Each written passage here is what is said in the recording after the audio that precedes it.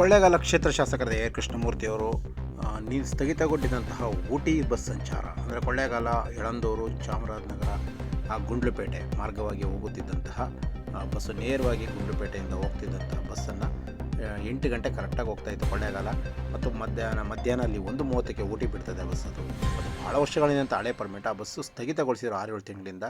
ಬಹುಶಃ ಇದು ಗ್ಯಾರಂಟಿ ಯೋಜನೆ ಸಮಸ್ಯೆ ಹೊಡ್ತಾ ಅಂತ ಹೇಳ್ಬೋದು, ಇಲ್ಲ ಬೇರೆ ಕಾರಣ ಇರ್ಬೋದು, ಇಲ್ಲ ಸಿಬ್ಬಂದಿ ಕೊರತೆ ಅನ್ಬೋದು, ಏನೋ ಒಂದು ಕಾರಣ ಇಟ್ಟು ಆ ಬಸ್ ಸ್ಥಗಿತಗೊಳಿಸಿದ್ರು. ಕೊಳ್ಳೇಗಾಲ ಕ್ಷೇತ್ರ ಶಾಸಕರು ಅದನ್ನು ಬೇಸರ ವ್ಯಕ್ತಪಡಿಸಿದ್ರು. ಅಯ್ಯೋ, ಈ ಬಸ್ ನನ್ನ ಭಾಗದಿಂದ ಯಾಕೆ ಸ್ಟಾಪ್ ಮಾಡ್ತೀರಾ ಅಂತಾರಾಜ್ಯ ಬಸ್ಗಳನ್ನ ಅಂತೇಳಿ ಬಸ್ನ ಪ್ರಾರಂಭ ಮಾಡಿದ್ದಾರೆ. ಇದಕ್ಕೆ ಅಧ್ಯಕ್ಷರು, ಉಪಾಧ್ಯಕ್ಷರು, ನಗರಸಭಾ ಸದಸ್ಯರುಗಳು, ಕಾಂಗ್ರೆಸ್ ಮುಖಂಡರುಗಳು, ಅಧ್ಯಕ್ಷರು, ಪದಾಧಿಕಾರಿಗಳು, ಮುಖಂಡರುಗಳು ಮತ್ತು ಗ್ಯಾರಂಟಿ ಯೋಜನೆ ಅಧ್ಯಕ್ಷರಂತ ರಾಜೇಂದ್ರ ಅವರು, ಜಿಲ್ಲಾ ಗ್ಯಾರಂಟಿ ಉಪಾಧ್ಯಕ್ಷರಂತ ಅತ್ತರ್ ಪಾಷಾ ಅವರು ಸೇರಿದಂತೆ ಅನೇಕ ಮುಖಂಡಗಳು ಈ ಸಂದರ್ಭದಲ್ಲಿ ಹಾಜರಿದ್ದರು. DSP ಧರ್ಮೇಂದ್ರ ಅವರಿದ್ದರು ಮತ್ತು SI ಅಂತ ವರ್ಷ ಅವರಿದ್ದರು. ಹಾಗೆ ಇನ್ನಿತರ ಪೊಲೀಸ್ ಸಿಬ್ಬಂದಿಗಳು ಮತ್ತು ಸಾರಿಗೆ ಅಧಿಕಾರಿ KSRTC ಅಂತ ಅಶೋಕ್ ಕುಮಾರ್ ಇದ್ದರು. ಕೊಳ್ಳೇಗಾಲ ಡಿಪೋ ವ್ಯವಸ್ಥಾಪಕರಂತ ಶಂಕರ್ ಇದ್ದರು ಮತ್ತು ಸಾರಿಗೆ ಅಧಿಕಾರಿಗಳಂತ ದಶರಥ್ ಅವರು ಮತ್ತು ಚಂದ್ರಪ್ಪ, ಚರಣ್ ಸೇರಿದಂತೆ ಅನೇಕ ಅಧಿಕಾರಿಗಳು. ತಮಿಳುನಾಡು ಸಾರಿಗೆ ಒಂದು 25 ಬಸ್ಸು ನಮ್ಮ ಕೊಳ್ಳೇಗಾಲ ಬರ್ತಾ ಇದೆ. 100 ಮನುಷ್ಯರು. ಎಷ್ಟು ತಮಿಳುನಾಡು ಸಾರಿಗೆ ಪರ್ಮಿಟ್ ಈ ಕಡೆ ಬರುತ್ತೋ ಇದೇ ರೂಟಲ್ಲಿ 25 ಬಸ್ ಹೋಗ್ತಾಯಿದ್ರೆ 25 ಬಸ್ಸು ನಮ್ಮ ಕರ್ನಾಟಕ ಬಸ್ಗಳು ಓಡಾಡಬೇಕು. ಅವರ ಸಮಯಕ್ಕೆ ಆ ಸಮಯಕ್ಕೆ ಪಕ್ಕದ ಸಮಯ, ಹತ್ತಿರದ ಸಮಯಗಳನ್ನು ಬಿಟ್ಟು ಸ್ವಲ್ಪ ಗ್ಯಾಪ್ನಲ್ಲಿ ಅವರ ತಮಿಳುನಾಡು ಸಾರಿಗೆಗೆ ಹೊರತುಪಡಿಸಿ ಒಂದು ಅರ್ಧ ಗಂಟೆ 1 ಅವರ್ ಗ್ಯಾಪ್ನಲ್ಲಿ ಬಸ್ ಓಡ್ತದೆ. ಇದು ಒಂದು ಪದ್ಧತಿ. ಅಂತಾರಾಜ್ಯದ ಒಪ್ಪಂದ ಪ್ರಕಾರ ಕೊಳ್ಳೇಗಾಲ ಭಾಗದಿಂದ ಯಾವ ಪರ್ಮಿಟು ತಗೊಂಡಿಲ್ಲ ಅವರು. ಎಲ್ಲವೂ ಹೊಸೂರು ಮೂಲಕ ಅಥವಾ ಚಾಮರಾಜನಗರದ ಮೂಲಕ ಹೋಗಿರೋಂಥ ಪರ್ಮಿಟ್ಗಳು. ಬೇರೆ ಬೇರೆ ಜಿಲ್ಲೆ, ಅದು ಯಾವುದಾದ್ರೂ ಬೇರೆ ಬೇರೆ ಜಿಲ್ಲೆಗಳಿಂದೆಲ್ಲ ತಮಿಳ್ನಾಡಿಗೆ ಹೋಗ್ತಾ ಇದೆ. ಹಾಗಾಗಿ ನಮಗೆ ಜಿಲ್ಲೆಯಿಂದ ಅಥವಾ ಮೈಸೂರು ಭಾಗದಿಂದ ಕೊಳ್ಳೇಗಾಲದ ಮೂಲಕ ಅವಕಾಶ ಇದೆ, ಚಾಮರಾಜ ಮೂಲಕ ಅವಕಾಶ ಇದೆ. ಚಾಮರಾಜ ಮೂಲಕ ಸಾಕಷ್ಟು ಬಸ್ಗಳು ಹೋಗ್ತಾ ಇದೆ ಅಂತಾರಾಜ್ಯಕ್ಕೆ. ಬೆಳಗ್ಗೆ 6 ಗಂಟೆಯಿಂದ ಒಂದು 6-7 ಗಂಟೆಯಿಂದ ಹಿಡಿದು ಸಾಯಂಕಾಲ 6-7 ಗಂಟೆವರೆಗೂ ಇದೆ. ಆದರೆ ಕೊಳ್ಳೇಗಾಲ ಭಾಗದಿಂದ ಹೋಗ್ತಾ ಇಲ್ಲ ಬಸ್ಗಳು. ಎಲ್ಲ ಹಿನ್ನೆಲೆಯಲ್ಲಿ ಕ್ಷೇತ್ರ ಶಾಸಕರ ಎ ಕೃಷ್ಣಮೂರ್ತಿಯವರು ಒಂದು ಅಧಿಕಾರಿಗಳ ಸಭೆ, ಸಾರ್ವಜನಿಕರ ಸಭೆ, ಹೀಗೆ ಎಲ್ಲವನ್ನು ಒಂದು ಹಂತವಾಗಿ ಒಂದು ಸಭೆ ಮಾಡಿ ಸದ್ಯದಲ್ಲೇ ಅದನ್ನು ಸರ್ಕಾರದ ಮಟ್ಟಕ್ಕೆ ಗಮನಕ್ಕೂ ತರ್ತಾರೆ.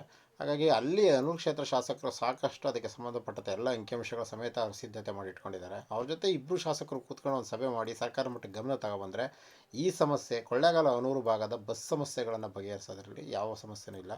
ಕೊಳ್ಳೇಗಾಲ ಡಿಪೋನಲ್ಲಿ 150 ಬಸ್ ಇದೆ. ಸದ್ಯಕ್ಕೆ ನೀವು ಅನೂರು ಡಿಪೋ ಆಗಬೇಕು ಅನ್ನೋ ಒಂದು ನೆಪ ಇದೆ. ಅನೂರು ಡಿಪೋ ಸದ್ಯಕ್ಕಂತೂ ಅರ್ಜೆಂಟ್ಗೆ ಎಲ್ಲ ಕೆಲಸ ಮುಗಿಯಲ್ಲ. ಅದಕ್ಕೂ 6 ತಿಂಗಳು, 1 ವರ್ಷ, 2 ವರ್ಷ ಬೇಕು.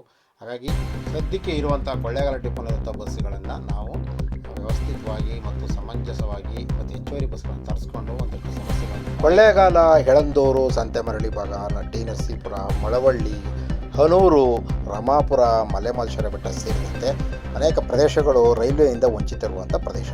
ಇವು ರಸ್ತೆ ಸಾರಿಗೆಯನ್ನೇ ನಂಬಿ ಜೀವನೋಪಾಯ ಸಾಗಿಸ್ತಿರುವಂಥ ಪ್ರದೇಶಗಳು ಮತ್ತು ಅನೇಕ ಹಿಂದುಳಿದ ಪ್ರದೇಶ ಎಂಬ ಒಂದು ಮಾಹಿತಿ ಕೂಡ ಹೊರಗಡೆಯಿಂದ ಜನರಲ್ಲಿ ಚರ್ಚೆ ಆಗ್ತಾ ಇದೆ. ಮತ್ತು ಕಟ್ಟಕಡೆಯ ತಾಲೂಕುಗಳು, ಗಡಿಭಾಗದ ತಾಲೂಕುಗಳು, ತಮಿಳುನಾಡು ಸಂಪರ್ಕ ಮಾಡುವಂಥ ತಾಲೂಕುಗಳು, ಕೇರಳಕ್ಕೆ ಮಾಡುವಂಥ ತಾಲೂಕುಗಳು ಅಂತ ಇದಕ್ಕೆ ಒಂದು ಹೆಸರಿದೆ. ವೀರಪ್ಪನ ಸುಟ್ಟಾಕಿದಂಥ 16 ವರ್ಷಗಳ ನಂತರ ಒಂದು KSRTC ಬಸ್ಸು ಮತ್ತು ತಮಿಳುನಾಡು ಬಸ್ಸನ್ನು ಸುಟ್ಟಾಕಿದಂಥ ಬಸ್ಸು, ಈರೋಡ್ ಬಸ್ಸು, ಈಗ ನೀವು ಪ್ರಾರಂಭದಲ್ಲಿ ನೋಡಿದಂಥ ಹಳದಿ ಕಲರ್ ಬಸ್ಸನ್ನು ಅವರು 16 ವರ್ಷ ಆಯಿತು ಪ್ರಾರಂಭ ಮಾಡಿ. ಹಾಗಾಗಿ ಅಂತಾರಾಜ್ಯದಲ್ಲಿ 20ಕ್ಕೂ ಹೆಚ್ಚು ತಮಿಳುನಾಡು ಸಾರಿಗೆ ಓಡಾಡ್ತಾ ಇದೆ. ಇಲ್ಲಿ ಆ ಬಸ್ಸುಗಳಿಗೆ ಎಲ್ಲವೂ ಕೂಡ ಜೀವಂತವಾಗಿ ಓಡ್ತಾ ಇದೆ. ಅದು 24/7 ಬಸ್ಗಳು ಓಡ್ತಾ ಇದೆ. ಪ್ರತಿ 1 ಗಂಟೆ ಟೈಮ್ಗೆ ಸೇಲಂ, ಮೈಸೂರು ಮತ್ತು ಕೊಳ್ಳೇಗಾಲ, ಹನೂರು ಮಾರ್ಗವಾಗಿ ಬರ್ತಾ ಇದೆ ಮಾಶಬೆಟ್ಟ ಮೂಲಕ. ಮತ್ತು ಈರೋಡ್ಗೆ ಒಂದು ಬಸ್ನ ಬಿಟ್ಟಿದ್ದಾರೆ ಮತ್ತು ಕೊಯಮತ್ತೂರಿಗೆ 2 ಬಸ್ಸುಗಳನ್ನು ಜೀವಗಾಡಿಗಳು ಓಡಾಡ್ತಾ ಇದೆ. ಇದು ವಿಶೇಷಕ್ಕೆ ಇದು ಯಾಕೆ ಈ ವಿಷಯ ನಿಮಗೆ ಪ್ರಾರಂಭವಾಗಿ ಹೇಳ್ತಾ ಇದ್ದೀನಿ ಅಂದರೆ, ಕೊಳ್ಳೇಗಾಲ ಕ್ಷೇತ್ರ ಶಾಸಕರ ಗಮನಕ್ಕೆ ಬಾರದೆ ಕೃಷ್ಣಮೂರ್ತಿ ಗೆದ್ದು 1 ವರ್ಷ ಆಗಿದೆ. ಊಟಿ ಬಸ್ಸನ್ನು ಸ್ಥಗಿತ ಮಾಡಿದ್ದಾರೆ, ಈರೋಡ್ ಬಸ್ಸನ್ನು ಸ್ಥಗಿತ ಮಾಡಿದ್ದಾರೆ, ಸೇಲಂ ಮೆಟ್ಟೂರು ಭಾಗಗಳ ಬಸ್ಗಳನ್ನು ಸ್ಥಗಿತ ಮಾಡಿದ್ದಾರೆ.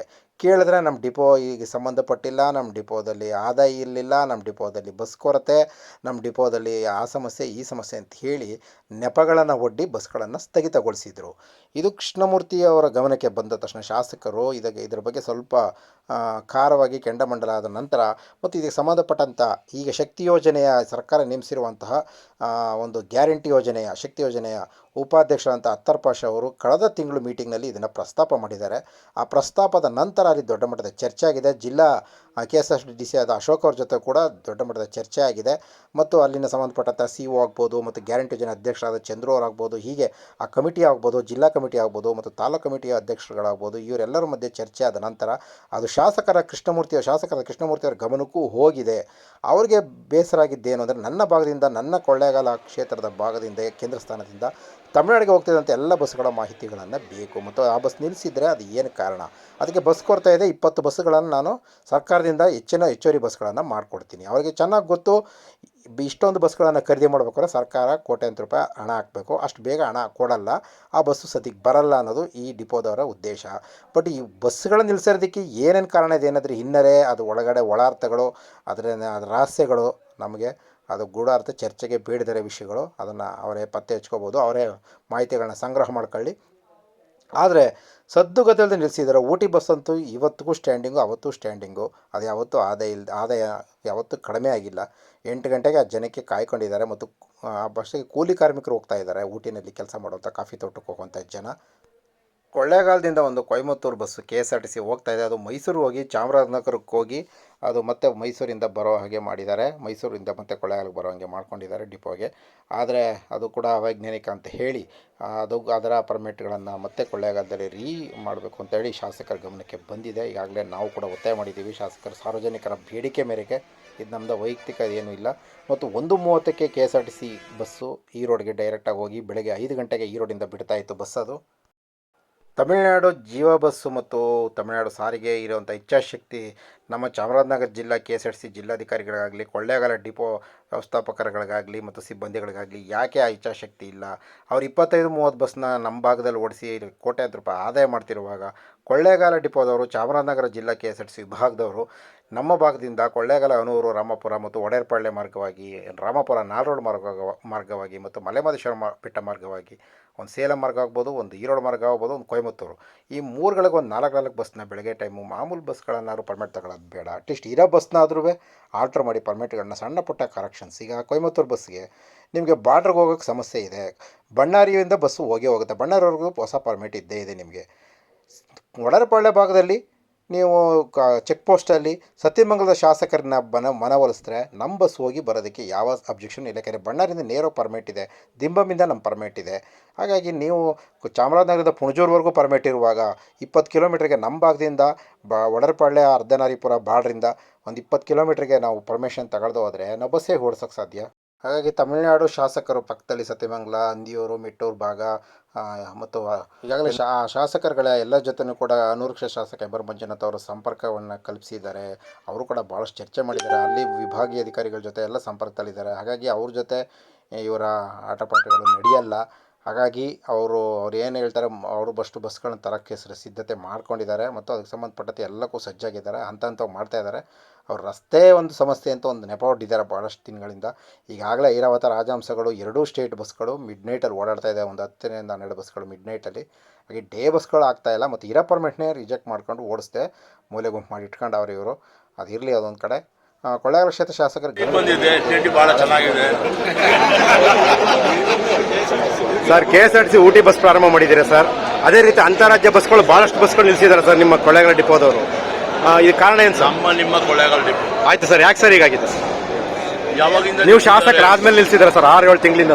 ಕೆಟ್ಟ ಬರಬೇಕು ಅಂತ ನಿಲ್ಸಿರ್ಬೇಕು ಅಂತ KSRTC ಅವರ ಸರ್ ಆತನ ಇರ್ಬೇಕು ಸರ್. ನೋಡಿ ಸರ್, ಗೊತ್ತಿಲ್ಲ. ಮತ್ತೆ ಕೊಯಮತ್ತೂರ್ಗೆ ಒಂದು ಬಸ್ ಬಿಟ್ಟಿದ್ದಾರೆ ಸರ್. ಆಫೀಸರ್ಸು, ಡಿಪೋ ಆಫೀಸರ್ಸು, ಜಿಲ್ಲಾ ಮಟ್ಟ ಅಧಿಕಾರಿಗಳು ಅವರು ರಿವ್ಯೂ ಮಾಡಿ ಎಲ್ಲೆಲ್ಲಿ ಬಸ್ಸು ಯಾವ ಕಾರಣ ನಿಂತಿದೆ ಅದನ್ನು ಸರ್ಕಾರ ಗಮನಕ್ಕೆ ತಂದು ಜನಪ್ರತಿನಿಧಿಗಳ ಮುಖಾಂತರ ಅದರ ಬಗ್ಗೆ ಮಾತಾಡಿದ್ರೆ ಅಥವಾ ಪತ್ರನ ಶಿಫಾರಸು ಮಾಡಿದ್ರೆ ಖಂಡಿತ ಅವಕಾಶ ಆಗುತ್ತೆ. ಅದೇ ರೀತಿ ಊಟಿ ಬಸ್ಸನ್ನು ಕೂಡ ಆಗಿರ್ತಕ್ಕಂಥದ್ದು 20 ಬಸ್ಗಳು ವಿಶೇಷವಾಗಿ ಇಲ್ಲಿ ಡಿಪೋಗೆ ಬೇಕು ಅಂತ ಕೇಳಿದರೆ ಆ 20 ಬಸ್ಗಳು ಇಲ್ಲಿ ಬಂದರೆ ಏನೇನು ರೂಟ್ ಬಸ್ ನಿಂತೋಗಿದೆ ಅದಕ್ಕೆಲ್ಲವೂ ಕೂಡ ಅವಕಾಶ ಆಗುತ್ತೆ. ದಾಸನಪುರ ಸೇತುವೆ ಮೇಲೆ ತಲಕಾಡು ಬಸ್ಗಳಾಗುತ್ತೆ, ಅದು ಹೊಸ ರೂಟ್. ಮತ್ತೆ 8 ಗಂಟೆಗೆ ಸರ್ ಕೊಯಮತ್ತೂರು ಮೈಸೂರಿಗೆ ಹೋಗಿ ನಗರಕ್ಕೆ ಹೋಗ್ತಾ ಇದೆ ಸರ್ ಬಸ್ಸು. ಅಶೋಕ್ ಅವ್ರಿಗೆ ಹೇಳಿದ್ದೀನಿ, ಒಂದು ವಿಶೇಷವಾಗಿ ಈ ಸಂಬಂಧಪಟ್ಟ ಒಂದು ಬಸ್ ಸಭೆ ಮಾಡೋಣ ಇಲಾಖೆ ಸಂಬಂಧಪಟ್ಟ. ಅವತ್ತು ನಮ್ಮ ಕುಂದುಕೊರತೆಗಳನ್ನ ಸಭೆಯಲ್ಲಿ ಚರ್ಚೆ ಮಾಡಿ ಅದು ಬಗೆಹರಿಸುವಂಥದ್ದು ಅವಕಾಶ. Okay, thank you sir, thank you.